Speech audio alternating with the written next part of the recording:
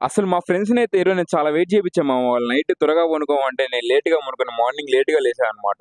అసలు మ్యాటర్‌లోకొస్తే ఈరోజు మనం అయితే మైపాడు బీచ్‌కెళ్తున్నాము. సన్‌రైజ్ చూద్దామని. సన్‌రైజ్ చూద్దామని బీచ్‌కెళ్తే ఏమైందో చూపిస్తా ఆగు. ఇప్పుడైతే మనం మైపాడు బీచ్‌కి అయితే వచ్చేసాం అనమాట.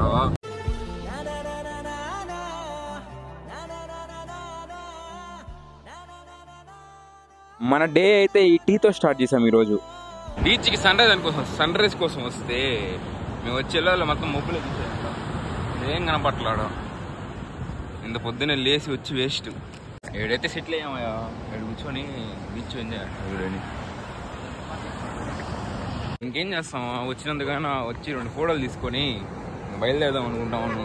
వచ్చి అరగంట కూడా కాలేదు, అప్పుడే బయలుదేరదాం అంటున్నారు అందరూ. నెల్లూరు టు మైపాడు బీచ్ పోయి ఈ స్పాట్ అయితే ఎవరు తీసుకుండదు. ముందుగా ఇప్పుడే వచ్చి ఇక్కడ గాయస్ అందరు ఫోటో తీసుకున్నాము.